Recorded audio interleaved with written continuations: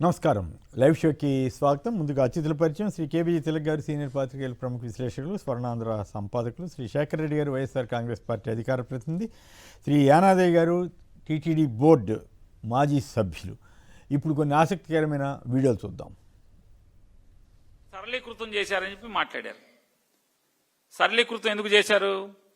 Purchase కమిటీలో ఉన్నటువంటి సభ్యులు, నెయ్యి కొనుగోలు కమిటీలో ఉన్నటువంటి సభ్యులు, అసలు కాంపిటీషన్ జరగట్లేదు, అతి తక్కువ మంది మాత్రమే టెండర్లో పాల్గొంటున్నారు, దీంట్లో దోపిడీ జరుగుతుంది, పెద్ద ఎత్తున కాంపిటీషన్ రావటం కోసం ఏం చేస్తే బాగుంటుందో దానికి కావలసిన తగు నిర్ణయాల్ని బోర్డు తీసుకోవాలి అని అప్పటి పర్చేజ్ కమిటీ సభ్యులు తీర్మానం చేశారా చేయలేదా? చేశారా చేయలేదా? ఆ రికమెండేషన్ మేరకే టీటీడీ పాలక మండలి నిబంధనల్ని కొంత సడలించిందా సడలించలేదా? ఆ పర్చేజ్ కమిటీ సభ్యులు ఎవరు రికమెండ్ చేసిన వాళ్ళు?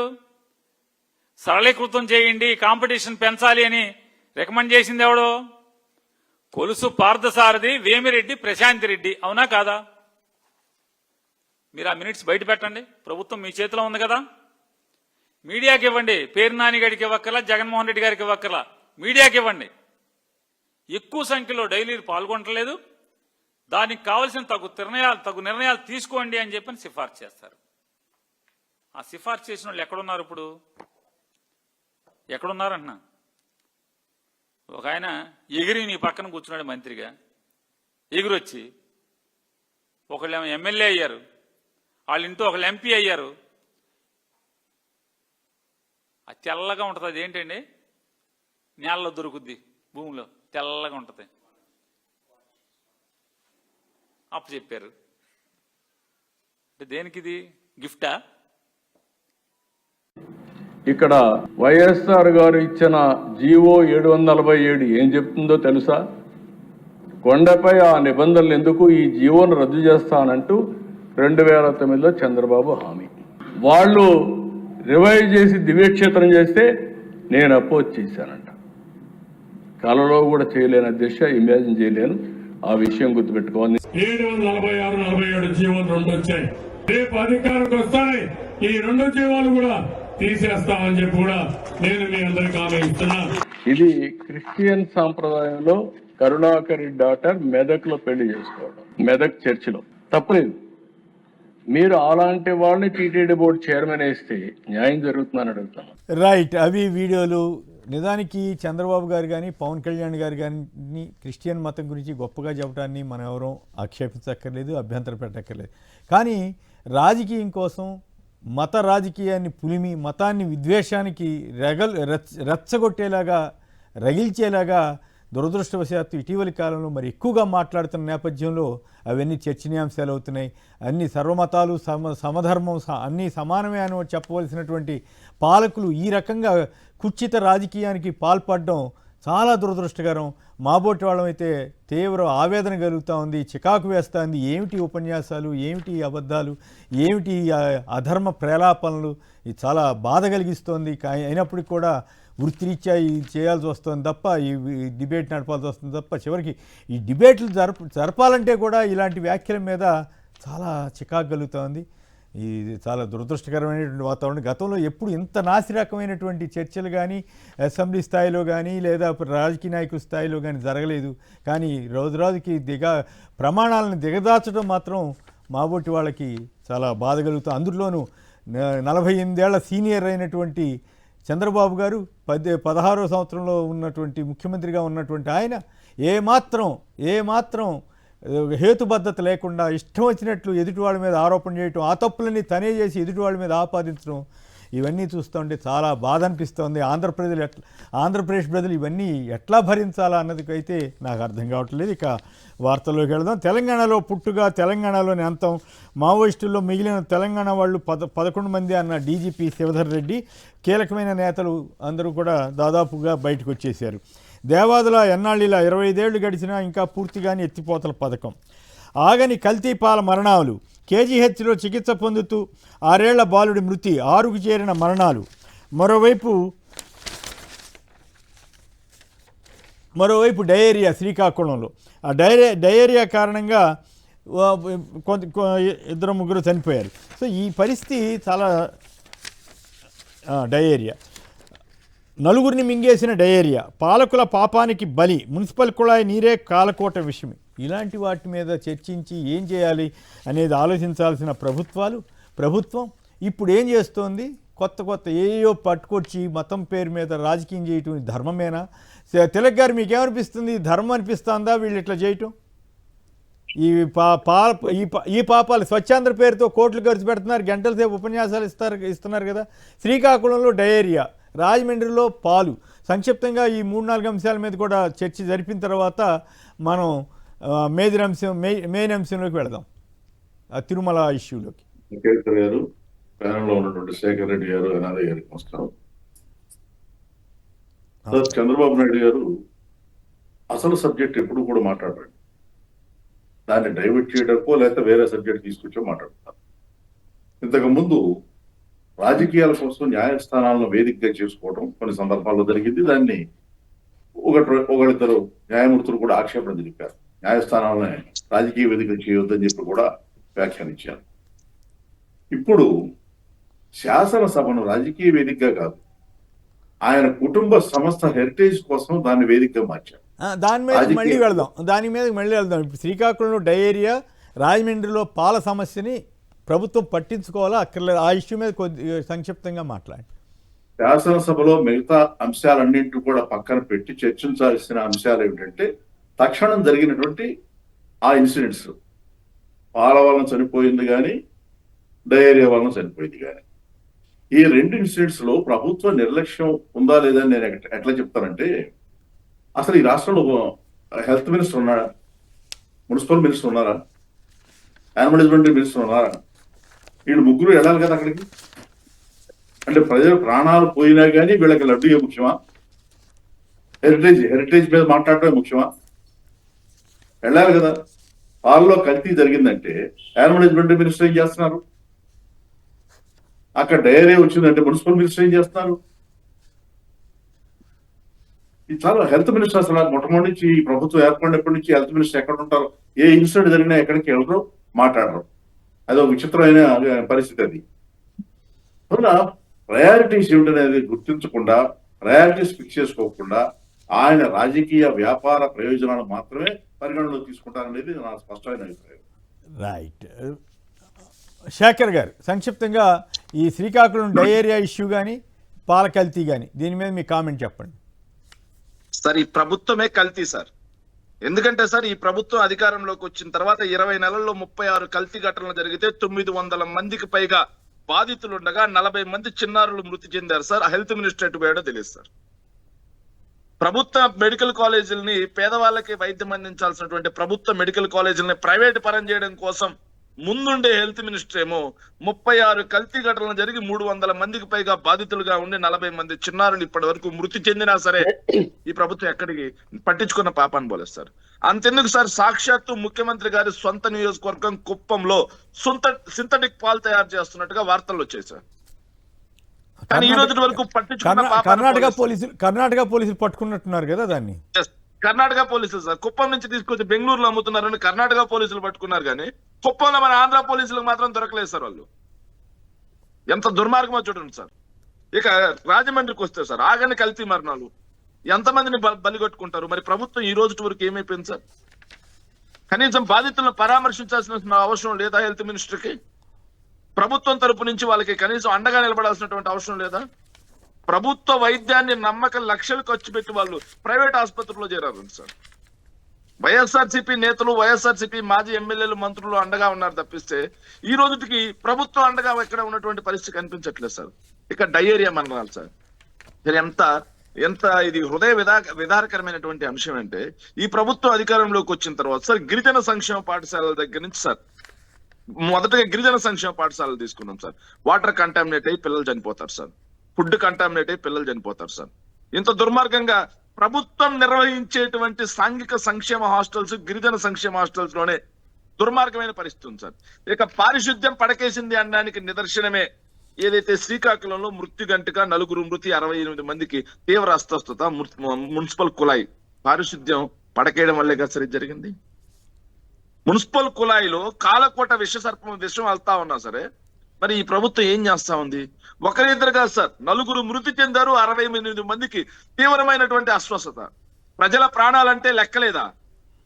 ఇవన్నీ పక్కకు వదిలేసి సార్ పాలన గాలికి వదిలేశారు సార్. సంక్షేమం లేదు, అభివృద్ధి లేదు, పరిపాలన లేదు, ఏమీ లేదు సార్.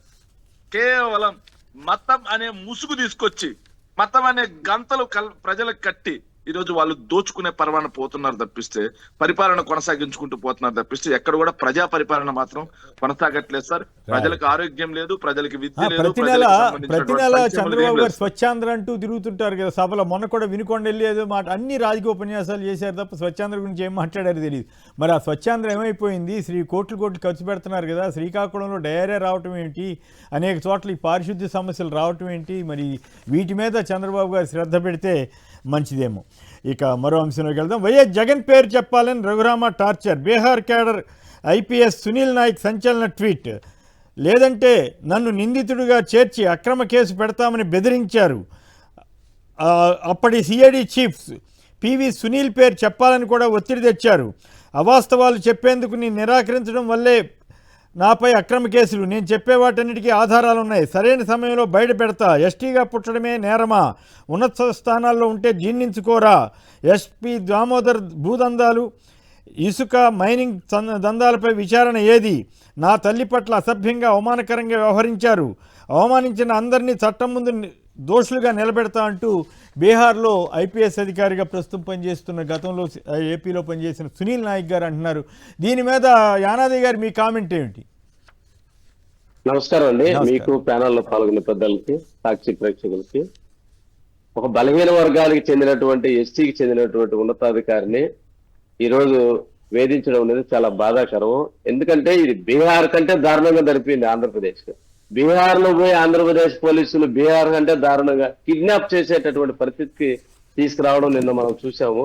ఎంత దుర్మార్గం అయిందంటే, ఒక ఉన్నతాధికారి ఐపీఎస్ అధికారి కనీసం నోటీస్ ఇవ్వకుండా, కేసుకు అతను సంబంధం లేదు, కేవలము ఈ రోజు మన డిప్యూటీ స్పీకర్ గారు రఘురామకృష్ణరాజు గారు ఆయన యొక్క షాడిజం వల్ల ఆయన చెప్పింది చెప్పాలి. ఎందుకంటే ఆయన ఏదో వేధించారనేటటువంటి దాన్ని జగన్మోహన్ రెడ్డి గారి పేరు, అదే విధంగా సునీల్ గారు సిబిఐ అధికారి అయినటువంటి సిఐడి అధికారి సునీల్ గారి పేరు చెప్పలేదని, ఈ రోజు కేవలం ఆయన చెప్పింది చెప్పలేదనే ఉద్దేశంతోనే ఈ రోజు సునీల్ గారి పైన కేసు పెట్టడం జరిగింది.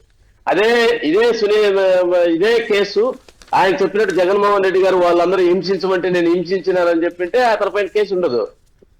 ఏ సంబంధం లేనటువంటి వ్యక్తుల్ని, ఒక ఉన్నతాధికారులని ఇంకొక పోలీస్ అధికారిని తీసుకుపోయి ఒక బీహార్ లో, కనీసం బీహార్ లో ఆంధ్రప్రదేశ్ పరువు పోయింది వీళ్ళు చేసిన పని వల్ల. అది ఈ రోజు అతను చెప్తున్నాడు ఓపెన్ గా, నాకు మెసేజ్లు పెట్టాడు, ఈ విధంగా జగన్మోహన్ రెడ్డి గారి పేరు చెప్పమని చెప్పేసి మెసేజ్ పెట్టాడు. ఆ పేరు చెప్పకపోతే నిన్ను కేసు ఇరికిస్తానని చెప్పేసి బెదిరించడం జరిగిందంటే ఇప్పటి వరకు ప్రభుత్వం దానిపైన స్పందించడం లేదు. కేవలం చంద్రబాబు నాయుడు గారికి సంబంధించినటువంటి ఎవరెవరైతే అధికారులు ఉన్నారో వాళ్ళందరి ద్వారా ఈ రాష్ట్రంలో జగన్మోహన్ రెడ్డి గారి టైంలో పనిచేసినటువంటి, నిజాయితీగా పనిచేసినటువంటి అధికారులు కానీ, ఈ రోజు చిన్న కులాలకు చెందినటువంటి ఉన్నతాధికారులు కానీ, వాళ్ళందరినీ కూడా బెదిరించి తప్పుడు కేసుల ద్వారా వాళ్ళందరి ద్వారా ఏదో విధంగా వైఎస్ఆర్ కాంగ్రెస్ పార్టీ ప్రభుత్వానికి చెందినటువంటి గౌరవ మాజీ ముఖ్యమంత్రి కానీ, ఆయన సంబంధించిన కుటుంబ సభ్యులు కానీ, పార్టీ నాయకుల పైన కేసులు పెట్టేదానికోసము వీళ్ళందరినీ కూడా వాడుకుంటున్నారు. మేము ఒకటే చెప్తున్నాం, పోలీసు అధికారులు ఈ రోజు చంద్రబాబు నాయుడు ఉంటారు, రేపు పొద్దున్న మళ్ళీ జగన్మోహన్ రెడ్డి గారు ముఖ్యమంత్రి అవుతారు. మీరు ఇటువంటి తప్పుడు కేసులకు, తప్పుడు విషయాలలో ప్రోత్సహించి మీరు ఓవర్ యాక్షన్ చేస్తే భవిష్యత్తులో మీరు కూడా ఇవన్నీ కూడా అనుభవించేటటువంటి పరిస్థితి వస్తుంది. మీరు చేసిన తప్పులన్నీ కూడా బయటికి తీసుకొచ్చి మీరు అందరూ కూడా చట్టం ముందు నిలబెట్టే పరిస్థితి వస్తుంది. ఇప్పటికైనా ఆలోచించండి. నిజమైనటువంటి తప్పులు చేసిన వాళ్ళపైన యాక్షన్. ఇప్పుడు అక్కడ పోయినటువంటి వ్యక్తే ఒక దోపిడీదారుడు అని చెప్పి డైరెక్ట్ సునీల్ గారు చెప్తా ఉన్నారు. మరి కనీసం నోటీస్ ఇవ్వలేదు, వాళ్ళ అమ్మను అవమానించారని చెప్తారు. అంటే బలహీన వర్గాలకు చెందినటువంటి చిన్న కులాల అధికారులు అంటే మీకు ఇంత చిన్న చూపా? నిజంగా ఆయన ఏదైనా తప్పు చేసింటే నోటీస్ ఇవ్వండి, కేసు కట్టండి. ఏమి లేకుండా దౌర్జన్యంగా బీహార్ లో ఉన్నటువంటి అధికారిని అక్కడి నుంచి కిడ్నాప్ చేసి తీసుకొచ్చి హింసించాలనేటటువంటి గోడ దూసి మరీ చేశారంటే కదా. జగన్మోహన్ రెడ్డి గారి పేరు చెప్పించాలనేటటువంటి దురుద్దేశంతోనే జరిగింది ఇది. కేవలం జగన్మోహన్ రెడ్డి గారి పైన ఏదో విధమైనటువంటి కుట్రలు చేసి ఈ విధంగా అధికారులు బెదిరించి ఏదో విధంగా జగన్మోహన్ రెడ్డిని రోడ్డు మీద నిలబెట్టాలి, ఆయన తప్పులు చేసినట్టు నిరూపించాలి, ఏదో విధంగా వైఎస్ఆర్ కాంగ్రెస్ పైన బురద వేయాలి, జగన్మోహన్ రెడ్డి గారి పైన కేసులు పెట్టాలనేటువంటి దుర్మార్గమైన ఆలోచనతో చంద్రబాబు నాయుడు గారు చేసేటువంటి దుర్మార్గానికి నిరాకాస్తే ఈ విషయం కూడా, సునీల్ గారి విషయం కూడా రైట్ అని రైట్ 100 ఏళ్లు పట్టవచ్చు. రాజధాని ప్రాంతం అభివృద్ధిపై రాష్ట్ర ప్రభుత్వం బ్రిజేష్ కుమార్ ట్రిబ్యునల్ ఎదుట వాదనలు. సిఆర్డీఏ ఒక ముసాయిదా ప్రణాళికే, గెజిట్ నోటిఫికేషన్ లేనందున దానికి చట్టబద్ధత లేదు. కృష్ణా డెల్టా డ్రైన్లో నీరు సాగుకు పనికిరాదని ప్రభుత్వ వాదన. ఇది ఏ కారణం మరి? ఇది నిజం చెప్పినట్లా అబద్ధం చెప్పినట్లా? 100 ఏళ్ళు పట్టొచ్చు అని ఎక్కువ కాలం పడుతుంది అన్న వాళ్ళందరినీ తిట్టిపోశారు కదా తెలుగుదేశం నాయకులనండి, చంద్రబాబు గారు అనండి. ఇప్పుడేంటంటే బ్రిజేష్ ట్రిబ్యునల్కి 100 ఏళ్ళు ఇచ్చినటువంటి అఫిడవిట్లోనో మరి వాదనలో 100 ఏళ్ళు పడుతుంది అన్నారట అమరావతి తిలక్ గారు. ఇప్పుడు మొట్టమొదట అధికారంలో రాకముందు కూడా ఇదే మాట చెప్పారు. మీకు ఒక కంపారిజన్ చెప్తాను. వైఎస్ఆర్ గవర్నమెంట్ 14 లక్షల అప్పు చేసింది అన్నారు, అసెంబ్లీకి వచ్చేటప్పటికి 4 లక్షలు చెబుతారు. మీకు బయట చెప్పేదేమో ఈ 4 ఏళ్లలో 20 ఏళ్లనో 29లోనో రాజధాని పూర్తి చేస్తా ఉంటారు. కానీ అసలు కమిటీ ముందు, బ్రిజేష్ కమిటీ ముందు 100 ఏళ్ళు పడుతున్నారు. సో వాళ్ళు బయట చెప్పేదానికి, ప్రభుత్వ సంస్థల ముందు చెప్పేదానికి అసలు పొంతన ఉండదు.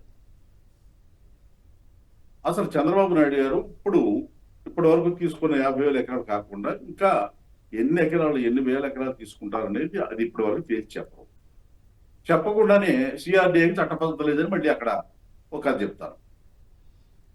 చట్టబద్ధత లేకపోతే ఎవరు బాధ్యత? అంతకు ముందు 5 ఏళ్ళు, ఇప్పుడు అంటే వీళ్ళు తెలంగాణ వాళ్ళు మీరు అమరావతిలో వ్యవసాయంతో ఎత్తేసారు కదా, 15 టీఎంసీలు అక్కర్లేదని ఏదో పెట్టినట్టున్నారు కదా, దానికి కౌంటర్గా వీళ్ళు ఇట్లా చెప్పినట్టున్నారు. ఈ మధ్య ప్రజాశక్తిలో వార్త వచ్చిందండి. రాజధాని ప్రాంతంలో, పర్టికులర్ గుంటూరు జిల్లాలో ఈ రాజధాని ప్రాంతం రావడం వలన, పట్టణీకరణ వలన దాదాపు 3 లక్షల ఎకరాలు సాగు చేయకుండా ప్లాట్లు వేసా మొత్తం రియల్ ఎస్టేట్కి వెళ్ళిపోయినాయి అని చెప్పేసి వార్త వచ్చింది ప్రజాశక్తిలో. ఇది ఇక్కడ ప్రజాశక్తిలో. అవును, మరి తెలంగాణ వాళ్ళు చెప్పడంలో ఆశ్చర్యం ఉంది. 17 టీఎంసీ మిగులుతాయి అని చెప్పేసి వాళ్ళు చెప్తున్నారు.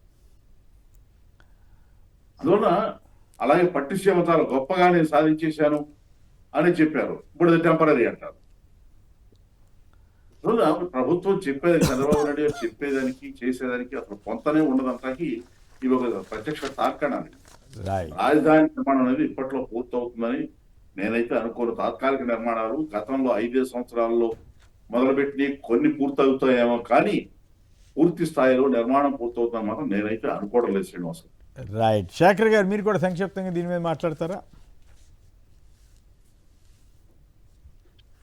సార్, రాజధాని నిర్మాణం అనేది ఓవర్ నైట్ అయిపోదండి. అద్భుతాలు సృష్టించడం కుదరదండి. రాజధాని నిర్మాణం కోసం లక్షల కోట్ల రూపాయల ప్రజాధనం అవసరం. రాజధానిని ఈ కాలంలో ఏదైనా ఒక నగరాన్ని నిర్మించడం కష్టమండి. నగరం అనేది పెరగాలి తప్పిస్తే నిర్మించడం కష్టమని మీలాంటి పెద్దలు చెప్పారు, మాలాంటి ఏదైతే చదువుకున్న వ్యక్తులు చెప్పినా సరే మన మీద ఎదురుదాడి చేశారు సార్. రాజధాని ద్రోహులు అన్నారు సార్, రాష్ట్ర ద్రోహులు అన్నారు సార్, జాతి ద్రోహులు అన్నారు సార్. మరి ఈరోజు వీళ్ళే బ్రిజేష్ కుమార్ ట్రిబ్యునల్ ఎదుట రాజధాని నిర్మాణానికి 100 ఏళ్ళు పడుతుంది, 100 ఏళ్ళకు పైగా పట్టొచ్చు, ఖచ్చితంగా చెప్పలేదు సార్, పట్టొచ్చు అన్నట్టుగా చెప్పారు సార్. ఇవి కాకుండా సిఆర్డీఏ గురించి కూడా చట్టబద్ధత లేదు, కేవలం ముసాయిదాత అని చెప్పారు సార్. సరే, ఇవన్నీ మేము మాట్లాడితే మమ్మల్ని రాష్ట్ర ద్రోహులుగా చెప్పారు కదా, మరి ప్రభుత్వం మాట్లాడితే ప్రభుత్వం కూడా రాష్ట్ర ద్రోహుల, ప్రభుత్వం కూడా జాతి ద్రోహుల, ప్రభుత్వం కూడా ఏదైతే రాజధాని ద్రోహుల అనేది కూడా వాళ్ళే సమాధానం చెప్పాలి సార్. రైట్. చంద్రబాబు అధికార దుర్వినియోగానికి పాల్పడుతున్నారు, సిఐడి చేత కేసులన్నింటినీ మూయించి వేస్తున్నారు, ఇన్నర్ రింగ్ కుంభకోణంలో కేసులో కూడా ఇదే పని చేస్తున్నారు, ముఖ్యమంత్రిగా అందరినీ ప్రభావితం చేస్తున్నారు, అందువల్ల ఆయన ముందస్తు బెయిల్ రద్దు చేయండి, హైకోర్టులో ఆళ్ల రామకృష్ణారెడ్డి పిటిషన్, తదుపరి విచారణ మార్చి 10కి వాయిదా. సో రామకృష్ణారెడ్డి గారు తీసుకొచ్చిన ఈ వాదన మీద మీరేమంటారు యానాదయ్య గారు? వాస్తవే కదండి రామకృష్ణారెడ్డి గారు. ఎందుకంటే చంద్రబాబు నాయుడు గారు అధికారంలోకి వచ్చిన తర్వాత మొత్తం ఆయన పైన ఉన్నటువంటి కేసులన్నీ కూడా అన్ని కూడా మాఫీ చేసుకోవాలనేది ఆయన ఆలోచన. ఎందుకంటే అవన్నీ కూడా విచారం చేసి అవన్నీ కూడా ఆ కేసులన్నీ కూడా ప్రూఫ్ తేలిన తర్వాత అవన్నీ కూడా సబ్మిట్ చేయడం జరిగింది కోర్టులో ఉన్నటువంటి పరిధిలో. అది కోర్టు చంద్రబాబు నాయుడు గారు దోష నిర్దోష తేల్చాల్సినటువంటి పరిస్థితి ఉంది. తప్పకుండా చంద్రబాబు నాయుడు గారు తప్పు చేశారు. ఆ కేసులన్నిటిలో కూడా చంద్రబాబు నాయుడు గారు తప్పకుండా ఆ కేసులు శిక్ష పడతాదనే ఆలోచన చంద్రబాబు నాయుడుకి తెలుసు కాబట్టి ఈ రోజు అధికారులందరినీ కూడా ఈ రోజు ఆయన అధికారంలోకి వచ్చిన తర్వాత ఆ రోజు ఎవరైతే విచారణ చేశారో ఎవరైతే కంప్లైంటర్స్ ఉన్నారో వాళ్ళందరినీ బెదిరించి అవన్నీ కూడా వెనక్కి తీసుకొని కేసులన్నీ రద్దు తెచ్చుకునేటటువంటి పరిస్థితి రావడం జరిగింది. అందుకే ఈ రోజు ఆళ్ల రామకృష్ణారెడ్డి గారు గతంలో కూడా ఇద్దరు వేశారు. అవన్నీ కూడా ఏ అయితే ఛార్జ్ షీట్లు అవన్నీ ఉండో అవన్నీ కూడా హ్యాండ్ ఓవర్ చేయండి. తప్పకుండా కోర్టు ఇవన్నీ కూడా ఈ కేసు పైన విచారణ జరపాలి. ఎందుకంటే ఒక ముఖ్యమంత్రి మాజీ ముఖ్యమంత్రిగా ఉన్న టైంలో ఆయన ముఖ్యమంత్రిగా ఉన్న టైంలో చేసినటువంటి తప్పులన్నీ కూడా నిర్ధారణ అయ్యి కోర్టు పరిధిలో నడిచేటప్పుడు ఉన్న కేసులు తర్వాత ఆయన అధికారంలోకి వచ్చినాక అధికారాన్ని అడ్డపెట్టుకొని రద్దు చేసుకోవచ్చు అనేటటువంటి మెసేజ్ పోతే ఇంకా న్యాయస్థానాలు ఎందుకు? ఎవరైనా తప్పు చేయొచ్చు. అతను ఏదైనా అధికారంలోకి వచ్చినప్పుడు ఆ తప్పులన్నీ ఆయనే ఆ కేసులన్నీ కొట్టేపించుకునే పరిస్థితి వచ్చిందంటే ఇంక ఈ భారతదేశ రాజ్యాంగాన్ని కానీ న్యాయస్థానాలు కానీ ఈ సుప్రీంకోర్టులు కానీ హైకోర్టు కానీ ఇవన్నీ కూడా వ్యర్థమే కదా. మరి ఖచ్చితంగా అవన్నీ హ్యాండ్ ఓవర్ చేయాల్సినటువంటి అవసరం ఉంది. ఆ కేసులన్నిటిపైన కూడా తప్పకుండా విచారణ జరపాల్సినటువంటిది. ఎందుకంటే చంద్రబాబు నాయుడు గారు తప్పు చేశారని స్వయంగా దొరికిపోయిన తర్వాత 53 రోజులు జైల్లో ఉన్నప్పుడు నిమిషానికి గంటకు కోట్ల రూపాయలు ఖర్చు పెట్టి ఎంతో మంది లాయర్లను తెచ్చినా కానీ 53 రోజులు బెయిల్ రాలేదంటే తప్పకుండా ఆయన చేసినటువంటి తప్పులు ఉన్నాయని తేలిపోయింది. అందుకు భయపడే ఈ రోజు ఆ కేసులన్నీ కూడా మాఫీ చేయించుకొని ఎవరైతే అధికారంలో వాళ్ళందరినీ బెదిరించేసి తిరిగి ఇతరుల పైన కేసులు పెట్టించేటటువంటి దుర్మార్గమైన పరిస్థితి వచ్చింది. కాబట్టి ఆళ్ల రామకృష్ణారెడ్డి గారు వేసిన బిల్లు ఖచ్చితంగా దానిపైన విచారణ జరపాలి. చంద్రబాబు నాయుడు కేసులు అన్ని కూడా తప్పకుండా విచారణ జరిపితే అసలు దొంగలు ఎవరో బయటపడతారు. రైట్. అప్పుల్లో బాబు సర్కార్ తన రికార్డును తానే అధిగమించిన వైన 3,28,321 కోట్లకి రాష్ట్రం అప్పులు చేరిందటండి. మొత్తం జగన్ గారి టైంలో చేసిన అప్పులో 5 ఏళ్ల అప్పులో ఈయన 20 నెలల్లోనే చేశారట. కానీ 14 లక్షల కోట్ల అప్పు అని అదని దీని ప్రచారం. అంతకుముందు ఆయన టైం చేసిన అప్పులు కూడా మొత్తం జగన్ గారి టైంలో చేసి దానికి 3 రెట్లు ఎక్కువ చేసి పచ్చి అబద్ధాలు ప్రచారం చేశారు. ఇప్పుడు 20 నెలల్లో 3,28,321 కోట్లు అప్పు చేశారట. మరి దానికి కారణాలు ఏంటి చెప్తారంటే చెప్పరు. ధైర్యంగా ఉండండి, సర్కార్ బాధితులకు పార్టీ అండగా ఉంటుందని వైఎస్ జగన్ భరోసా. పులివెందుల క్యాంపు కార్యాలయంలో ప్రజలతో మమేకం అంటూ కథనాన్నిచ్చారు. ప్రతిరోజు పరీక్ష అన్నట్లు సిద్ధమవ్వాలి. మంత్రులు ఎమ్మెల్యేలు పూర్తి పరిజ్ఞానంతో సభలో మాట్లాడాలి. ఎలా మాట్లాడుతున్నారో ఏఐతో విశ్లేషిస్తాం. మంత్రులతో సీఎం చంద్రబాబు ఈ మంత్రివర్గ సమావేశంలో కొన్ని కీలక నిర్ణయాలు తీసుకున్నారట. మరి వీటిలో ఈ వ్యాఖ్య అయితే ఇంట్రెస్టింగ్గా ఉంది. సభ ఎలా మాట్లాడుతున్నారో ఏఐతో విశ్లేషిస్తామంటున్నారు చంద్రబాబు గారు. మీరు ఎట్లా చూస్తారు తిలక్ గారు? ముందు సభ్యులు ఎలా మాట్లాడుతున్నారు అంటే ముఖ్యమంత్రి ఎలా మాట్లాడుతున్నాడు, ఉప ముఖ్యమంత్రి ఎలా మాట్లాడుతున్నారు అనేది ఏఐతో కన్సల్ట్ చేస్తే బాగుంటుంది. రెండోది, ప్రభుత్వంలో అవినీతి ఎంత ఉంది, అధికార దుర్వినియోగం ఎంత ఉంది, అక్రమాలు ఎంత జరుగుతున్నాయి, పరిపాలన సక్రమంగా జరుగుతున్నది ఏఐ ద్వారా తెలుసుకుంటే చాలా బాగుంటుంది.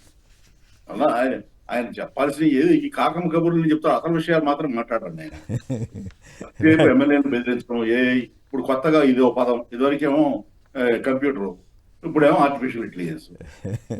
ఇది జనానికి అర్థం కాని అన్ని చెప్పి ఆయన ఏదో గొప్ప మేధావి ప్రజలు అనుకోవాలని అనుకుంటాడు తప్ప ఆయన వాస్తవాలు చెప్పి ప్రజలను మెప్పించి ప్రజలకు మేలు చేద్దామనే ధోరణి ఆయన పరిపాలనలో ఎక్కడ కనపడదండి, గతంలో కానీ ఇప్పుడు కానీ.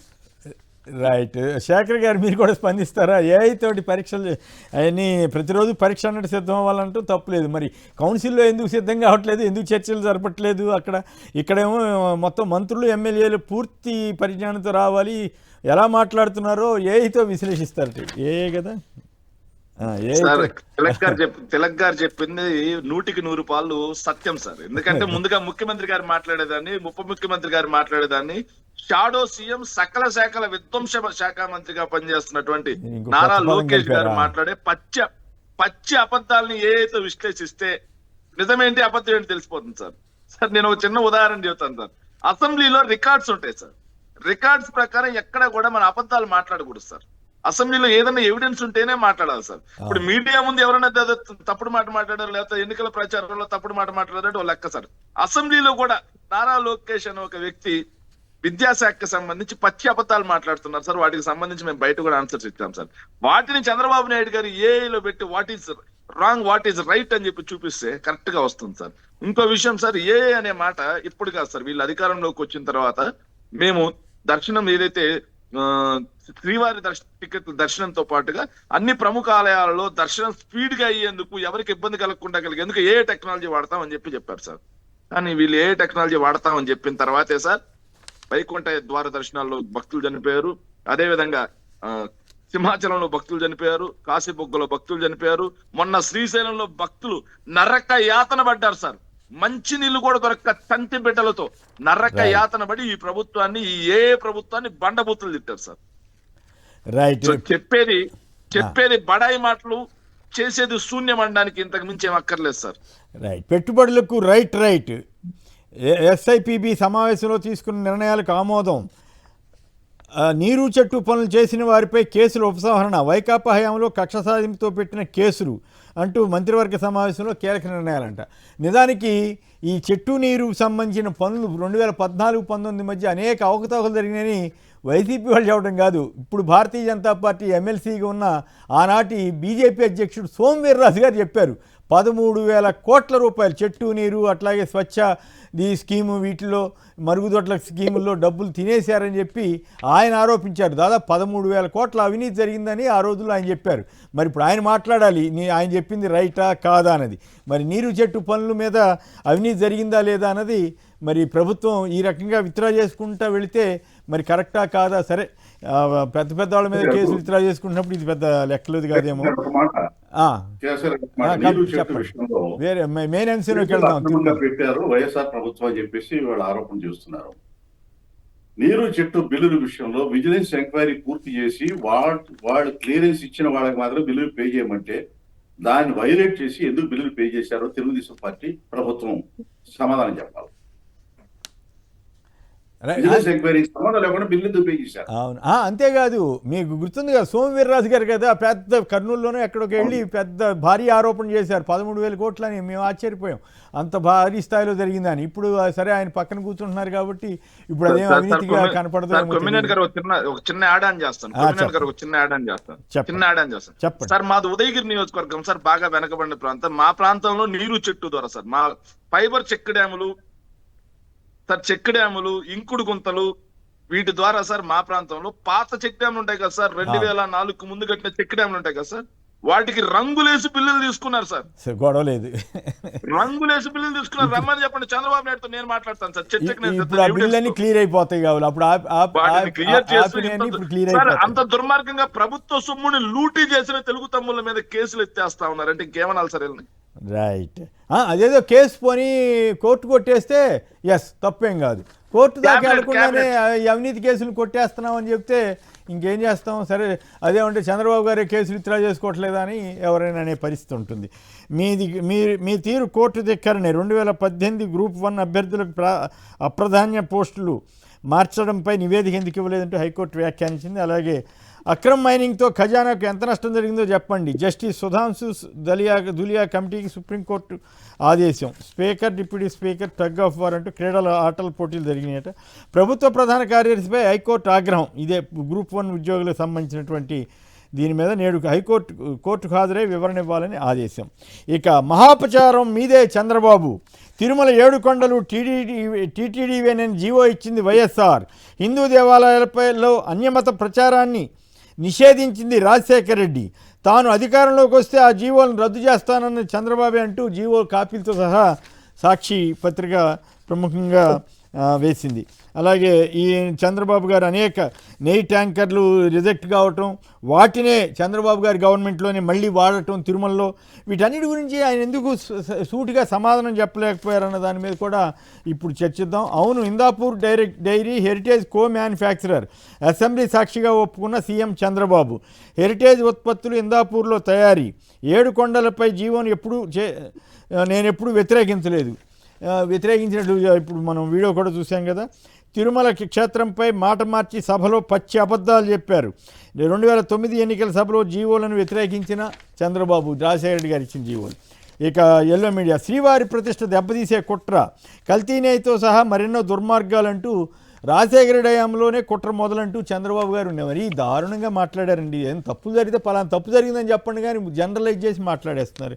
మరి మరోవైపు 2023 జనవరి 24న ఇండియన్ ఎక్స్ప్రెస్ ఒక కథనాన్ని ఇచ్చింది.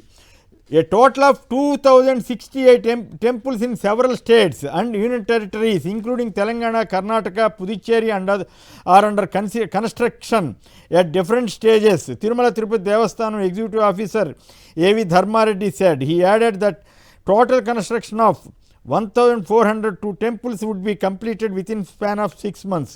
ఈ రకంగా 2068 టెంపుల్స్ని జగన్ గారి టైంలో నిర్మాణం చేపడితే అసలంతా ఇది జరిగింది అది జరిగిందని ఎందుకు అసత్యాలు చెబుతున్నారో అర్థం కాదు.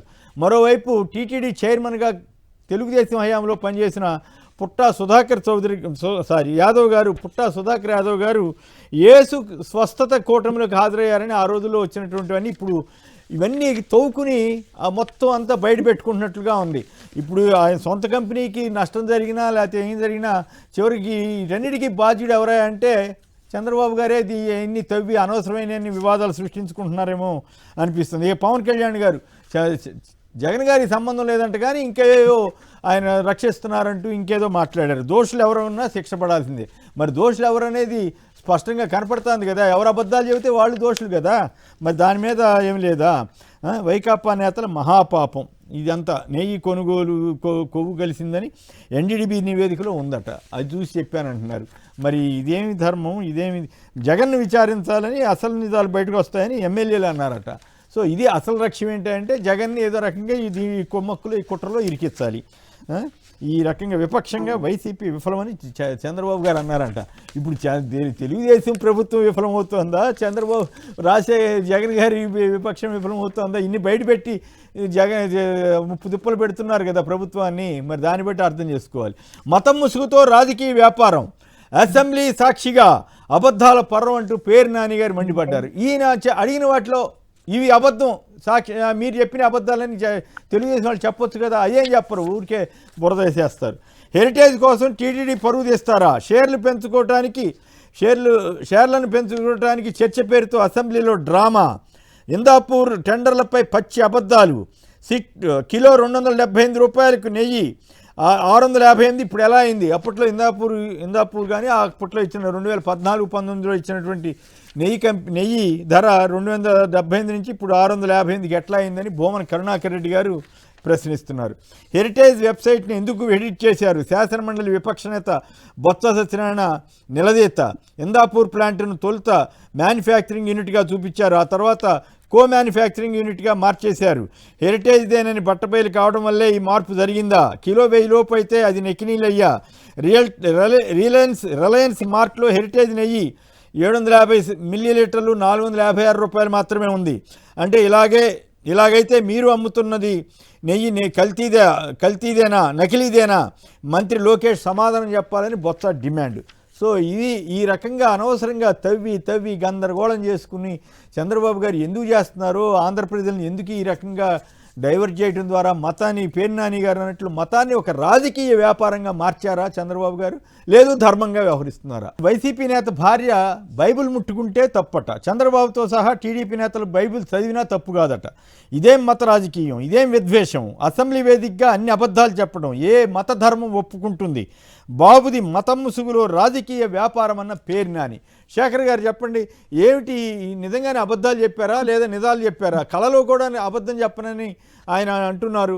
మరి మీరు అంగీకరిస్తారా లేదా?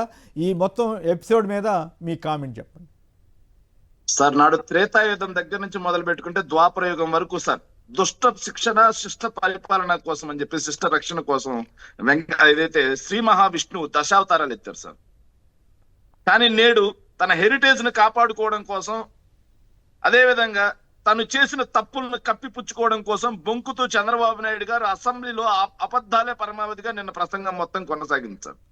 వాటిలో మచ్చుకు ఒక 10 దశావతారాలాగా ఒక 10 అబద్ధాలు తీసుకుందాం సార్. ఒకటి, ఎన్డీడీబీ రిపోర్ట్ ప్రకారమే జంతు కొవ్వు కలిసింది, పంది కొవ్వు కలిసింది, ఫిష్ ఆయిల్ కలిసింది, గొడ్డు మాంసం కలిసిందని చెప్పి నేను చెప్పాను అధ్యక్ష అని చెప్పి మాట్లాడుతున్నాడు సార్. కానీ వాస్తవంగా ఎన్డీడీబీ రిపోర్ట్ లో నోట్లో మినహాయింపులు ఇచ్చారు సార్.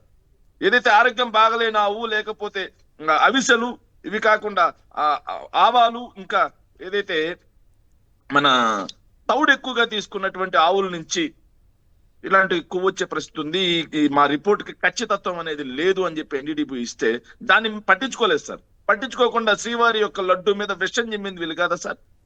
నెక్స్ట్ అబద్ధం నెంబర్ 2 సార్, నిబంధనలు మార్చి డైరీలు తీసుకొచ్చారని చెప్పారు సార్. నిబంధనలు మార్చడం వల్ల వచ్చినటువంటి ఒక్క డైరీ ఉందా? అన్ని పాత డైరీలే sir. Premier agro, Harsha fresh dairy, Bole Baba, Sukhi, Govind, AR, Vaishnavi, ఇవన్నీ కూడా నారాబాబా డైరీ సిండికేట్ లో ఒక ముక్కలు సార్.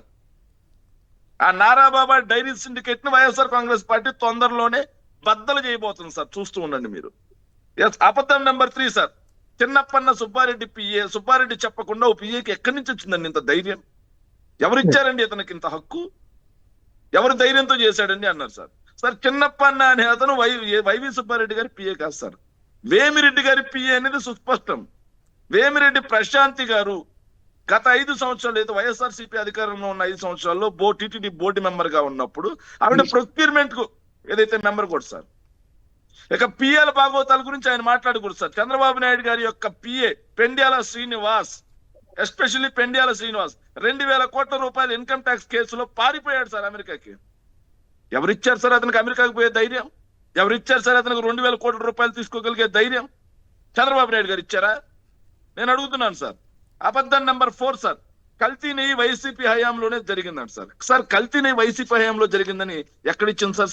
ఏదైతే సిబిఐ ఛార్జ్ షీట్ లో నెయ్యి టెస్ట్ చేసింది చంద్రబాబు నాయుడు గారి ప్రభుత్వ హయాంలో వచ్చినటువంటి ట్యాంకర్లోది. చంద్రబాబు నాయుడు గారి ప్రభుత్వ హయాంలో కల్తీ నెయ్యి వచ్చింది, రిజెక్ట్ చేయబడింది. మళ్ళీ కల్తీ నెయ్యి, రిజెక్ట్ చేయబడినటువంటి కల్తీ నెయ్యి దొడ్డిదారిని వచ్చి లడ్డూలు తయారు చేశారు అని చెప్పేసి CBI charge sheet page number 44 very clear గా వచ్చింది. ఆ కల్తీ పాపం చంద్రబాబు నాయుడు గారి ప్రభుత్వ హయాంలో అయితే వైఎస్ఆర్సీపీకి అంటగట్టడం కోసం అబద్ధం ఆడుతా ఉన్నాడు సార్. సార్ అబద్ధం నెంబర్ 5, బోమన కరుణాకర్ రెడ్డి గారు క్రిస్టియనా? బుద్ధి జ్ఞానం లాంటివి ఉండాలి సార్. నేను అడుగుతున్నాను సార్, బోమన కరుణాకర్ రెడ్డి గారు తన కుమార్తెని క్రిస్టియన్స్ కి ఇచ్చాడు వాస్తవమే, కానీ తాను హిందూ సాంప్రదాయం ప్రకారం పెళ్లి పత్రిక దగ్గర నుంచి మొదలు పెట్టుకుంటే వచ్చిన అతిథుల దగ్గర నుంచి మొత్తం చూపెడుతూ తాను హిందూ సాంప్రదాయం ప్రకారం తన కుమార్తె పెళ్లి చేశారు. తన వియ్యంకులు క్రిస్టియన్స్ కాబట్టి వాళ్ళు క్రిస్టియన్ సంప్రదాయం ప్రకారం మెదక్ చర్చిలో చేసుకుంటే తండ్రిగా వెళ్ళాడు. మరి అతను క్రిస్టియన్ అయితే 2 హిందూ భార్యలకి విడాకులు ఇచ్చేసి ఒక క్రిస్టియన్ భార్యను తెచ్చుకున్న ఆయన సనాతన ధర్మ పరిరక్షకుడు ఎట్టవుతాడు? ఎట్ట హిందూ అవుతాడు? దానికి కూడా చంద్రబాబు నాయుడు సమాధానం చెప్పాలి సార్. సార్ అబద్ధం నెంబర్ 6, వైవి సుబ్బారెడ్డి గారి సతీమణి స్వర్ణలత బైబిల్ పట్టుకున్నారు, క్రిస్టియన్స్ వీళ్ళకి ఎట్టిస్తారా? సిగ్గుపడాలి సార్ నిజంగా. ఎందుకంటే వైవి సుబ్బారెడ్డి గారి గురించి, వాళ్ళ సతీమణి గారి గురించి ఒంగోలు జిల్లా పరిసర ప్రాంతాల్లోనే కాకుండా చాలా చోట్ల బాగా తెలుస్తారు. స్వర్ణమ్మ గారిని, ఒక మహిళను సార్, గౌరవంగా బతికే ఒక మహిళ యొక్క మతాన్ని ఆవిడ పర్మిషన్ లేకుండా సభలో పెట్టినటువంటి దుర్మార్గులు సార్ వీళ్ళు. నిజంగా వీళ్ళ మీద డిఫమేషన్ కేసు వేయాలి, వీళ్ళని కోర్టు ముందుకు లాగాలి సార్. ఒక మహిళ యొక్క గౌరవాన్ని భంగం కలిగిస్తూ ఆవిడ యొక్క మతాన్ని వీళ్ళు డిసైడ్ చేస్తారా? ముందుగా స్పీకర్ గారికి నోటీసులు ఇవ్వాలి, చంద్రబాబు నాయుడు గారికి కూడా నోటీసులు ఇచ్చి కోర్టుకి ఇచ్చాలి సార్ వాస్తవంగా చెప్పాలంటే. ఎందుకంటే ఆవిడ, నేను అడుగుతున్నాను సార్, ఆ సభలో కూర్చున్నటువంటి సనాతన ధర్మ పరిరక్షకులు, హిందూ ధర్మ పరిరక్షకులు దమ్ముంటే ఎవరినైనా వచ్చి స్వర్ణమ్మ గారితో చర్చకు రమ్మనండి సార్. హిందూ ధర్మం గురించి, హిందూ ధర్మ పరిరక్షణ గురించి, వేదాల గురించి, నమ్మక చమకాల గురించి, అన్నిటి గురించి అద్భుతంగా చెప్తారు సార్. చెప్పుతో కొట్టినట్టు చెబుతారు ఆవిడ. ఇంత దుర్మార్గమా? నేను అడుగుతున్నాను సార్, ఆవిడ బైబిల్ పట్టుకుంటే క్రిస్టియన్ అయిపోతే నువ్వు మరణాత అనే సభలకి వెళ్ళి బైబిల్ వాక్యాలు చదువుతావు కదా, మరి నువ్వు ఎట్ట హిందూ అయినావు? నువ్వు హిందూ ధర్మ పరిరక్షకుడు ఎట్టయిను? వెంకటేశ్వర స్వామి నీ కులదైవం ఎట్టయిండు? మరి సమాధానం చెప్పు. నీ లాజిక్ ప్రకారమే అడుగుతా ఉన్నాం. ఎస్. అబద్ధం నెంబర్ 7 సార్, రాముని తల నరికారు, హిందూ ఆలయాల మీద దాడులు చేశారా? రామును తల నరికిన అతనికి ఏదైతే సీఎంఆర్ఎఫ్ రిలీఫ్ ఫండ్ ఇచ్చింది మీరు కదా, సీఎం రిలీఫ్ ఫండ్ ఇచ్చింది. వైఎస్ జగన్మోహన్ రెడ్డి గారి ప్రభుత్వాన్ని బదనాం చేయడం కోసం ఆలయాల మీద, విగ్రహాల మీద దాడులు చేసినటువంటి దాష్టికులు మీరు కదయా. వాటి మీద ఎన్ని కేసులు పెట్టాం మేము? 42 గుళ్ళు పుష్కరాల పేరుతో కూల్చి ఆ విగ్రహాలని, ఉత్సవమూర్తుల్ని, మూల విరాట్లని మున్సిపాలిటీ తొట్టుల్లో వేసి గుడులు ఉండాల్సిన చోట మొబైల్ టాయిలెట్లు కట్టినటువంటి హిందూ ధర్మ ద్రోహి నువ్వైతే వాటిని పునర్నిర్మించింది జగన్మోహన్ రెడ్డి గారబ్బా. మర్చిపోతే ఎట్లా చంద్రబాబు నాయుడు గారు? హిందూ ధర్మం మీద దాడి అంటే అది. నెక్స్ట్ అబద్ధం నంబర్ 8 సార్, ఇది జనాలకు కూడా తెలియాల్సినటువంటి అవసరం ఉంది సార్. తిరుమల 2 కొండలు వైఎస్ఆర్ చేస్తే 7 కొండలు చేసేదాకా నేను ఆగలేదంటారా సార్? ఇది ఎంత సిగ్గుపడాల్సిన అంశం ఏంటో సార్. తిరుమల అసలు తిరుమలకు సంబంధించి చట్టబద్ధత, తిరుమల అనే మాట గాని రికార్డ్స్ కానీ ఎప్పటి నుంచి ఉన్నాయి సార్? 1870s బ్రిటిష్ టైం నుంచి మొదలైంది సార్. 1870 బ్రిటిష్ గవర్నమెంట్ మొదలైన తర్వాత 1920లో మొట్టమొదటిసారిగా విలేజ్ రికార్డ్స్ లోకి ఎక్కింది. 1915 పంచాయతీరాజ్ యాక్ట్ వచ్చిన తర్వాత మొట్టమొదటిసారి పంచాయతీ అయింది. అప్పటి నుంచి పంచాయతీ ఎలక్షన్స్ జరగలేదు. అమెండ్మెంట్స్ 1992లో అమెండ్మెంట్స్ జరిగినా సరే పంచాయతీ ఎలక్షన్స్ జరగలేదు. చల్లా కొండయ్య కమిటీ రామారావు గారు ఇచ్చింది కూడా 25.7 స్క్వేర్ కిలోమీటర్స్. అప్పటి నుంచి అదే ఉంది సార్. కానీ వీళ్ళు జయచంద్ర నాయుడు అనే చేత కేసు వేయించి పంచాయతీ ఎలక్షన్స్ జరగాలి అంటే అప్పటి వరకు సార్ పంచాయతీ ఎలక్షన్స్ జరగకపోయినా సరే పైన వచ్చేసి సార్వత్రిక ఎన్నికలు వచ్చినప్పుడు ఎమ్మెల్యే అభ్యర్థులు, ఎంపీ అభ్యర్థులు పైకి వెళ్ళొచ్చు, పైన ప్రచారం చేసుకోవచ్చు, పైన రాజకీయ సభలు సమావేశాలు పెట్టుకోవచ్చు. వాటిని చల్లా కొండయ్య కమిటీ రికమెండ్ చేస్తూ వాటిని నిషేధించమని చెప్పినా సరే అంతకు ముందు రామారావు గారు పట్టించుకోలేదు. తర్వాత చంద్రబాబు నాయుడు గారు 9 ఏళ్ళు ఉన్నారు, ఆయన పట్టించుకోలేదు సార్. కానీ రాజశేఖర రెడ్డి గారు జయచంద్ర నాయుడు కేసు వేసిన తర్వాత, హైకోర్టు కొట్టేసిన తర్వాత ఏనుగురబ్బా పైన ఎన్నికలు జరగడం అనడానికి అని చెప్పేసి వాటిని కోర్టు చేస్తూ ఆయనేమి తిరుమలకు సంబంధించి బౌండరీస్ నిర్ణయించలేదు సార్. బౌండరీస్ నిర్ణయించేది రెవెన్యూ శాఖ. కానీ ఆయన పంచాయతీరాజ్ అండ్ హెల్త్ డిపార్ట్మెంట్ కి సంబంధించి ఆయన ఇచ్చింది ఏంటంటే తిరుమలకు సంబంధించి ఈ ప్రాంతంలో ఎక్కడా కూడా మీరు రాజకీయ సభలు సమావేశాలు అవి కూడా పెట్టకూడదని నిషేధిస్తూ, పంచాయతీ ఎన్నికలు జరగకూడదని నిషేధిస్తూ వాటిని ఒక ధార్మిక క్షేత్రం, ఆధ్యాత్మిక క్షేత్రం, టౌన్షిప్ గా దివ్య క్షేత్రంగా ఆయన ఇచ్చాడు. ఇచ్చిన తర్వాత చంద్రబాబు నాయుడు గారు ఇదే సార్, ఆ రోజు అంటే సోషల్ మీడియా లేదు, ఆ రోజు విరివిగా ప్రజల్లోకి నిజాలు తీసుకెళ్లే పరిస్థితి లేదు కాబట్టి ఆ రోజు అదే ఈనాడు, అదే ఆంధ్రజ్యోతి వీటిని అడ్డు పెట్టుకొని వాటిని పచ్చ హమాస్ అంటారు సార్. ఆ పత్రికలను కూడా ఆ పచ్చ హమాస్ అడ్డు పెట్టుకొని ప్రజల్లోకి విషయం చిమ్మాడు సార్.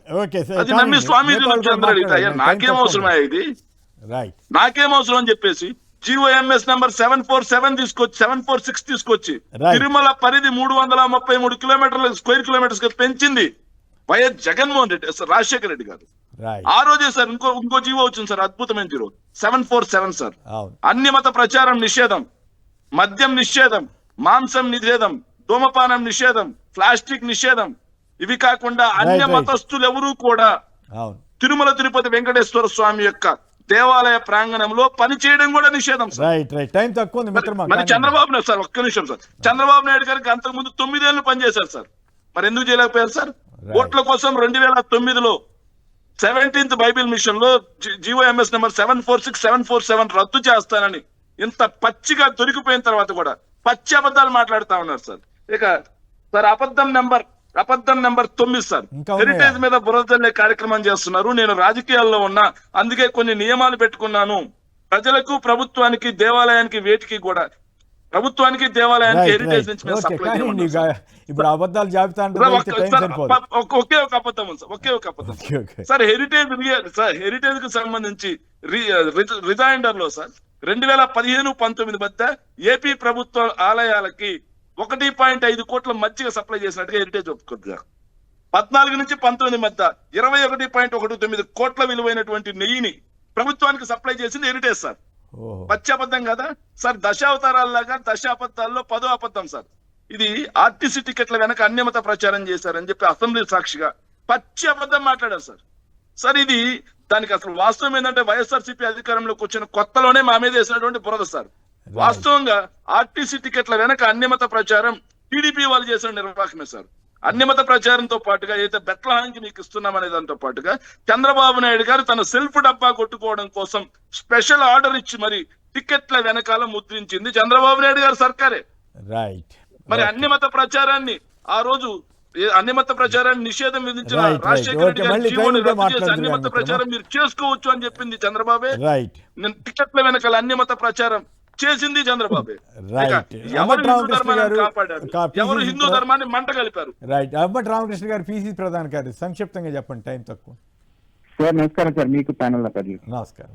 నిన్న అసెంబ్లీలో జరిగిన చర్చ చూసినప్పుడు సరే నేను అంటే పార్టీయా రాజకీయం మీద అంతా పక్కన పెడతాం కానీ పవన్ కళ్యాణ్ గారి స్పీచ్ చూసినప్పుడు నాకు చాలా ఆశ్చర్యం కలిగింది సార్. ఏంటి మనిషి ఎన్ని క్లెయిమ్ చేస్తాడు, ఎన్ని డిజోన్ చేసుకుంటాడు, ఏ రకంగా ఎటు నుంచి ఎటు మారిపోతా ఉంటాడు అనేది నాకు అర్థం కాలేదు సార్ అతను మాట్లాడినప్పుడు. ఎందుకంటే అతను నిన్నేమన్నాడు, హిందువుల్లో కులభావన, కులాలుగా మనం విడిపోయి మనం ఒకటిగా రాలేకపోతున్నాం అని మాట్లాడుతున్న అతనే కనీసం కులభావన తెచ్చుకొని ఓట్లు వేయండి అని అడిగింది అతనే. మళ్ళీ కాపుల్ని ఓట్లు అడిగేటప్పుడు మీరు కులభావన తెచ్చుకొని ఓట్లు వేయండి అని అడిగింది అతనే. కాపులనే కదా అడిగింది, ఇంకేమన్నా అడిగారా? ఏం సార్? కాపుల్నే కదా అడిగింది ఆయన. అతను కాపులు అంటే కులభావన ఉండాలి అని కదా ఆ రోజు అతను అడిగింది. ఇవాళ కులభావన ఉండటం తప్పు అని అసెంబ్లీలో మాట్లాడుతున్నాడు. కులభావన ఉండాలి, కులభావన తెచ్చుకొని నాకు ఓట్లు వేయండి అని అడిగాడు. మోర్ ఓవర్ సార్, తనను తాను సనాతనిగా క్లెయిమ్ చేసుకున్న పవన్ కళ్యాణ్ గారు, సనాతనిగా క్లెయిమ్ చేసుకున్న పవన్ కళ్యాణ్ గారు సనాతనంలో ఉన్న వర్ణ వ్యవస్థ, దానికి శూద్రుల యొక్క అర్హతలు ఏమిటి, దాన్ని మనం ఎంత, మన పరిధి ఏమిటి అనేది కూడా ఆలోచించుకున్నప్పుడు మనం ఎంత ముందుకు వెళ్తాం అనేది ఆలోచించుకోవాలి కదా సార్. ఈయనేమో కులాలు ఉండకూడదు అంటాడు, చిన్నజీఆర్ స్వామి ఏమో కులాలు ఉండాలి, పోకూడదు, కాలు చేసే పని కాలు చేస్తుందా అని చిన్నజీఆర్ స్వామి చెప్తాడు సార్. సో ఇటువంటి దళితులుగా ఎవరైనా పుట్టాలని కోరుకుంటారా అని చంద్రబాబు నాయుడు గారు మాట్లాడతారు సార్. సో ఇంకొక విషయం సార్, కుల భావన ఉండకూడదు, అందరూ సమైక్యంగా ఉండాలి. సార్ వీళ్ళు ఉమ్మడి మేనిఫెస్టో తీసుకోండి సార్, ఎవరిది, మన కూటమి ప్రభుత్వం జనసేన టీడీపీ యొక్క ఉమ్మడి మేనిఫెస్టో తీసుకుంటే ఒక్కొక్క కులాన్ని దాన్ని ఏమేం చేస్తారని వర్ణించుకుంటూ వాళ్ళు డీటెయిల్స్ చెప్పినప్పుడు చేశారా చేయలేదా పక్కన పడేయండి. మరి ఆయా మీ మేనిఫెస్టోలో యాదవులకి గొర్రెలకి మేకలకి సోఫిస్టికేటెడ్ యూనిట్స్, నాయి బ్రాహ్మణులకి షాపులు పెట్టుకోవడానికి 200 యూనిట్ల వరకు ఫ్రీ, అట్లే అంటే ఆయా కుల వృత్తులకి వాళ్ళకి కావాల్సిన అదే ఇస్తామని చెప్పారు. కానీ వాళ్ళని అభివృద్ధి చేసి అంత సమానంగా ముందుకు పోదాం, కులాలు అనేది ఈ సమాజంలో ఉండకూడదని మీ మేనిఫెస్టోలోనే కులాల వర్ణాన్ని తీసుకొచ్చి మాట్లాడి ఇవాళ మనలో కుల భావన ఉందని మాట్లాడుతున్న పవన్ కళ్యాణ్ ని ఏ రకంగా అర్థం చేసుకోవాలి? అర్థం చేసుకోమా అని గొడవ లేకుండా పోద్ది, ఆయన ఓట్లు వేసిన అర్థం చేసుకోవాలి, పర్వాలేదు. రైట్, థ్యాంక్ యూ రామకృష్ణ గారు. ఇక యానాది గారు చెప్పండి, టైం తక్కువ ఉంది, కాస్త ఇద్దరు తిలక్ గారు కూడా మాట్లాడే ఏమంటారు ఓవరాల్గా ఈ ఇందాపూర్ ఇష్యూ కానీ వీటన్నిటి మీద నిజంగానే మతాన్ని మతం ముసుగుతో రాజకీయ వ్యాపారం చేసినట్లు అనిపిస్తోందా? వాస్తవే కదండి. ఇప్పుడు అబద్ధాల వేదికగా అసెంబ్లీ తయారైంది. నిన్న చంద్రబాబు నాయుడు గారు కేవలము తన యొక్క ధనదాహముని చూపించాడు. ఏ విధంగా అంటే ఒక దెబ్బకు 2 పిట్టలు అన్నట్టు ఒక్క నిందతో 2 పనులు జరుపుకోవాలని, లడ్డూ కల్తీ నెయ్యి ద్వారా వైఎస్ఆర్ కాంగ్రెస్ పార్టీ పైన బురద జల్లుతూ ఆ నెయ్యిని ఆయనే రిటైల్కి సంబంధించినటువంటి ఇందాపూర్ డైరీ ద్వారా 2018 వరకు సప్లై చేసి 2018లో 321 రూపాయలకి నెయ్యి సప్లై చేసినటువంటి చంద్రబాబు నాయుడు గారు ఈ రోజు ఈ బురదల్ని అదే ఇందాపూర్ ద్వారా దొడ్డుదొరల హెరిటేజ్ నెయ్యిని 658 రూపాయలకి అంటే డబుల్ రేట్ కి అమ్ముకొని కోట్ల రూపాయలు టీటీడీ యొక్క ధనాన్ని దోచుకోవాలనే ఉద్దేశాన్ని అసలు మనసులో పెట్టుకొని లడ్డు నెయ్యి పైన బురదల్ని ఏదో విధంగా జగన్మోహన్ రెడ్డి గారి ప్రభుత్వం మీద వైఎస్ఆర్ కాంగ్రెస్ పార్టీకి చెందినటువంటి 2 చైర్మన్లుగా ఉన్నటువంటి వైవి సుబ్బారెడ్డి గారిని, అదేవిధంగా మా కరుణాకర్ రెడ్డి గారిని జైలుకు పంపించాలా, ఈ 2 కుట్రలు చంద్రబాబు నాయుడుకి పన్నాడు. నిన్న అసెంబ్లీలో సాక్షాత్తు బయటపడింది. ఎందుకంటే వాళ్ళకి సంబంధించినటువంటి TTD board member, purchase committee member, శాసనసభ్యుడైనటువంటి జ్యోతుల నెహ్రూ నిన్న స్వయంగా చెప్పాడు, ఈ హెరిటేజ్కి సంబంధించి ఇందాపూర్ అనేది మాకు తెలియదు కాబట్టే ఆ ఇందాపూర్ డైరీకి మేము పర్చేజ్ కమిటీలో తీర్మానం చేసి ఇందాపూర్ డైరీకి నెయ్యి సప్లైకి 658 రూపాయలకి మేము ఆర్డర్ ఇచ్చాము అని చెప్పేసి స్పష్టంగా చెప్పారు. అంటే ఈ చంద్రబాబు నాయుడు గారు సాక్షాత్ భగవంతుని యొక్క నెయ్యి ప్రసాదం పైన బురద జల్లింది ఎందుకనేది నిన్ననే తెలిసిపోయింది. ఎందుకంటే భగవంతుని పైన బురద జల్లి ఆ బురదను తీసుకొచ్చేసి వైఎస్ఆర్ కాంగ్రెస్ పైన చల్లి, ఎందుకంటే నెయ్యి తక్కువ రేటుతో ఉంటే కల్తీది అనమాట, ఎక్కువ రేట్ అయితే కల్తీ లేదని ఆ ద్వారా దొడ్డు ధర కొన్ని వేల కోట్ల రూపాయల ధన దాహంతో సాక్షాత్ వెంకటేశ్వర స్వామి ప్రసాదం నెయ్యి పైన బురద జల్లినటువంటి కుట్ర చంద్రబాబు నాయుడు గారు. నిన్న ఆ కుట్ర బయటపడింది. లేకపోతే రాజశేఖర రెడ్డి గారి వర్ధంతి రోజున జగన్మోహన్ రెడ్డి గారిని విజయమ్మ గారు అభినందించేదానికి ఆ పక్కనే ఉన్నటువంటి తన సోదరి చేతికి బైబిల్ ఇస్తే వీడియోలో స్పష్టంగా కనబడుతుంది. ఆ బైబిల్ ఆమె పట్టుకుంది. వైవి సుబ్బారెడ్డి గారు టీటీడీ చైర్మన్, వాళ్ళ భార్య ఏమో బైబిల్ పట్టుకుని అంటారా? ఎంత దారుణం అండి. చంద్రబాబు నాయుడు గారు ఒక ముఖ్యమంత్రి 75 సంవత్సరాల వయసు, ఇంత వయసులో ఒక తప్పుడు పేపర్ అసెంబ్లీలో చూపించి మాట్లాడుతున్నారంటే ఆయన వయసు ఏంది, నువ్వు అసలు Right. ఇంత దుర్మార్గమా? Okay, తిలక్ గారు. మీరేమో చర్చిలకు పోతారు, మీరేమో అదే వెంకటేశ్వర స్వామికి సంబంధించినటువంటి వైఎస్ రాజశేఖర రెడ్డి గారు ఏడు కొండలు అని చెప్పి జీవో దాన్ని రద్దు Okay, చేస్తారు, okay, అమలు already చేస్తారు. చెప్పేశారు కదా, right. తప్పులన్నీ మీరు చేస్తారు. Thank you, తద్వారా కోట్ల రూపాయలు సంపాదించుకోవాలనేటటువంటి దురుద్దేశంతో Okay, వెంకటేశ్వర స్వామి పైన బురదలు భక్తులందరూ కూడా అర్థమైపోయింది నేను అసెంబ్లీలో చూస్తానే. రైట్. తిలక్ గారు టైం చాలు అండి, శ్రీనివాస్ గారు క్లోజ్ చేసి పర్లేదు, చెప్పండి, పర్లేదు. ఇప్పుడు అసెంబ్లీలో చర్చ జరగాల్సింది దేని గురించి? ఆయన ఈ అసలు ఇష్యూ మొత్తానికి మొట్టమొదట ఈ గొడ్డు మాంసం, జంతు మాంసం కలిసింది అని చెప్పడం వల్ల ఇదంతా వచ్చింది. దాన్ని ఇప్పుడు ఎక్కడికి తీసుకొచ్చారు? క్రిస్టియానిటీ వరకు తీసుకొచ్చారు. ఏదో రకంగా జగన్మోహన్ రెడ్డి గారు మీద బురదేసి మతం ముద్రేసి రాజకీయ ప్రయోజనం పొందాలి, ఒకటి. రెండు, ఆయన తీసుకొచ్చినటువంటి లడ్డు జంతు కొవ్వు మాంసం అని చెప్పి ప్రచారం చేసి ఆయనే సృష్టించిన దాన్ని ఇప్పుడు ఆయనకే చుట్టుకోవడంతో హెరిటేజ్ వ్యాపారం దెబ్బతినడంతో ఆ హెరిటేజ్ వ్యాపారాన్ని కాపాడుకోవడం కోసం శాసనసభలో హెరిటేజ్ గురించి చర్చ ఏమిటండి? జరగాల్సిన చర్చ ఏమిటి? నువ్వు పెట్టిన ఆ జంతు మాంసం ఉందని చెప్పి చెప్పావు. మరి సిబిఐ సిట్ రిపోర్ట్లో ఏమొచ్చింది? దాని గురించి చర్చించాలి కదా, సిబిఐ సిట్ రిపోర్ట్ గురించి. దాని మీద 36 మంది చర్య తీసుకోవాలన్నారు. ఎంతమంది మీద చర్య తీసుకున్నారు? ఎంతమందిని సస్పెండ్ చేశారు? ఎంతమందిని అరెస్ట్ చేశారు? అదేమీ చేయకుండా ఈ కాకమ్మ కథలన్నీ ఎందుకు? ఆయన క్రిస్టియన్, ఈవిడ గ్రంథం పట్టుకుంది, ఇవన్నీ ఎందుకు? ఆ మాటకు వస్తే క్రిస్టియానిటీకి సంబంధం లేకుండా హిందూ మత విశ్వాసాలకు నిలువెత్తు నిదర్శనమైన ఎన్టీ రామారావు మీద ఎందుకు తిరుగుబాటు చేశావు? అందువల్ల ఆయన మతం, రాజకీయం, వ్యాపారం కలగలిసి అన్నిటి ప్రయోజనాలను సాధించుకోవడం కోసం జగన్మోహన్ రెడ్డి గారి మీద ముద్ర వేయడం కోసం కులం ముద్ర, మతం ముద్ర అంటే ఈ రకాలుగా బురజల్లి ప్రయోజనం పొందాలని ఆయన చూస్తున్నారని నాకు అర్థమైంది. శ్రీనివాస్ గారు ఓకే, బాగా చెప్పారు తిలక్ గారు. అయితే ఒకటి, చంద్రబాబు గారు ఇవన్నీ నేను నిజాలే చెప్తున్నాను అని నమ్మే వ్యవస్థ మీద కానీ నమ్మే వీటి మీద ప్రమాణం చేసి చెప్తే బాగుంటుంది. ఒకటి మాత్రం నా అబ్జర్వేషన్ ఏంటంటే, అసెంబ్లీలో ఎవరు ఉత్సాహంగా కనపడలా, ఏదో మాట్లాడుతున్నారు. ఒక ఆయన బ్లూ ఫిలిం దాకా మాట్లాడాడు. ఎంత దారుణం అండి, ఎంత అపచారం అండి. ఆ రకంగా మాట్లాడుతున్న తీరు, మామూలుగా అయితే ముఖ్యమంత్రి గారు ఏదైనా ఇంట్రెస్టింగ్ స్టేట్మెంటు, అందరికీ నచ్చే స్టేట్మెంట్ ఇస్తే తప్పట్లు కొట్టాలి. నాకైతే తప్పట్లు కొట్టిన సందర్భం నేను మొత్తం చూడలేదు, కానీ ఆయా వీడియోలో ఆయన చెబుతున్న కీలకమైన ఘట్టాలకు సంబంధించిన వీడియోలు చూస్తుంటే ఎవ్వరు అట్లా చూస్తూ కూర్చున్నారు. దీన్ని బట్టే అర్థమవుతోంది వాళ్ళంతా నిజాయితీగా లేరేమో అన్న భావన ఆ సభ్యుల్లోనే ఉందేమో అని నాకు అనిపిస్తూ ఉంది. బట్ ఏదేమైనా చంద్రబాబు గారు కాస్త ఈ వయసులో నిజాయితీగా, కాస్త పద్ధతిగా మాట్లాడి అనవసరమైనటువంటి మత విద్వేషాలు రెచ్చగొట్టకుండా ఉంటే ఆంధ్ర ప్రజలకు అదే మేలు, అదే 10,000 అని చెప్పాలి.